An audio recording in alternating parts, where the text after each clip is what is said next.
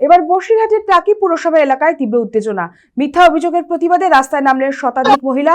ঘটনাটি টাকি পুরসভার 12 নম্বর ওয়ার্ডের। অভিযোগ, তৃণমূল কংগ্রেসের এক কাউন্সিলর ও স্থানীয় বাসিন্দাদের নামে একের পর এক ভিত্তিহীন মামলা দায়ের করা হচ্ছে। অভিযোগের কেন্দ্রে রয়েছেন এক প্রাক্তন বিএসএফ জওয়ান ও তার স্ত্রী। স্থানীয় সূত্রের খবর, কখনো 3 জন, কখনো 4 জন, আবার কখনো 8 জনের বিরুদ্ধে শ্লীলতাহানির অভিযোগ তুলে এলাকায় চাঞ্চল্য ছড়ানো হচ্ছে। এর জেরেই ক্ষোভে ফেটে পড়েন এলাকার মহিলারা। হাতে ঝাঁটা ও লাঠি নিয়ে তারা অভিযুক্ত দম্পতির বাড়ির সামনে বিক্ষোভে সামিল হন। জানা গিয়েছে, 2024 সালে ওই প্রাক্তন সেনাকর্মীর বিরুদ্ধে কাউন্সিলরকে মারধর ও আগ্নেয়াস্ত্র দেখিয়ে ভয় দেখানোর অভিযোগ উঠেছিল। সেই ঘটনায় গ্রেফতার হয়ে জেলেও গিয়েছিলেন তিনি ও তার স্ত্রী। পুলিশ সূত্রে খবর, আগ্নেয়াস্ত্রটি এখনও থানার হেফাজতেই রয়েছে। অন্যদিকে অভিযুক্ত সেনাকর্মীর স্ত্রী তৃণমূল কংগ্রেসের 8 জনের বিরুদ্ধে পাল্টা লিখিত অভিযোগ দায়ের করেছেন। ইতিমধ্যে হাসনাবাদ থানার পুলিশ পুরো ঘটনা তদন্ত শুরু করেছে। পাশাপাশি বিষয়টিকে কেন্দ্র করে সরব হয়েছে বিজেপিও।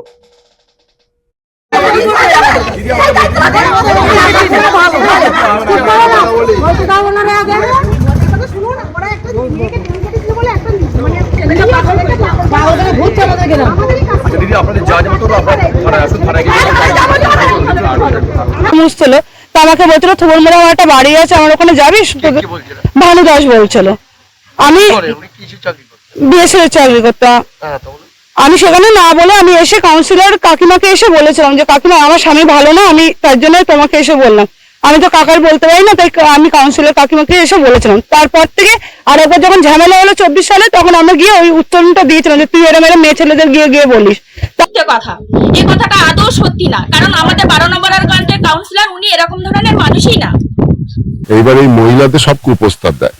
কুপ্রস্তাব দেওয়ার পরে প্রত্যেক দিন প্রায় দিনকে দিন কুপ্রস্তাব দেয়। আমার সাথে মহিলারা বলে, বৌদিরা, তারপর হচ্ছে বাচ্চা দাদা তুমি তো হচ্ছে ওয়ার্ডের 12 নম্বর ওয়ার্ডের কাউন্সিলর, দিদিকে হচ্ছে একটু দূরে আছে, তা তোমার কাছে আমি আসি, এসে একটুকুনি এইগুলো বলছি যে একটুকুনি ভানুকে একটুকুনি বলো না যে আমাদের এরকম রাস্তাতে যেতে পারছি না। কথা বলা হয়, তখন ওর বাড়ির থেকে আসে, এসে একটা গন্ডগোলের সৃষ্টি করে তখন মারধরের জায়গায় চলে আসে। একটা গন্ডগোল হয়ে তারপরে আমরা থানা প্রশাসন খবর দেওয়া হয়। থানা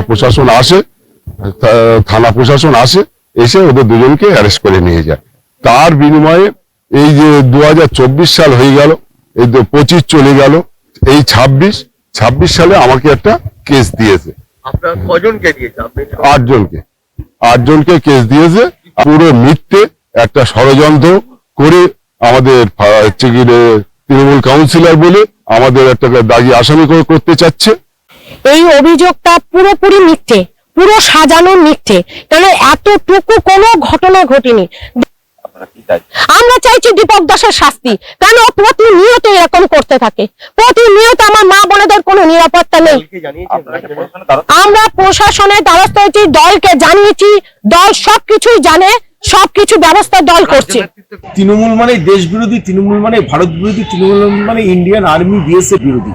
টাকি সীমান্তবর্তী এলাকা, সেখানে বাংলাদেশিরা অনুপ্রবেশ করে দীর্ঘদিন ধরে। সেটা অ্যাকচুয়ালি ওখানকার বিএসএফ বর্ডার সিকিউরিটি ফোর্স এবং ওখানকার এলাকার প্রাক্তন সেনাকর্মী, যার কিছু সহযোগিতা থাকে দেশভক্তের জন্য। এটা তৃণমূলের সহ্য হচ্ছে না। বিভিন্ন কারণে তার পরিবারকে হেনস্থা করে। একটাই কারণ তার মধ্যে উঠে আসে বারবারই, যে ওখানে যে চোরাচালান এবং অনুপ্রবেশকারী, সেই বিষয়গুলো বন্ধ হয়ে গেছে, ভোট ব্যাংক বন্ধ হয়ে গেছে। তার জন্য তৃণমূল কাউন্সিলরের এই অত্যাচার তার পরিবারের উপরে।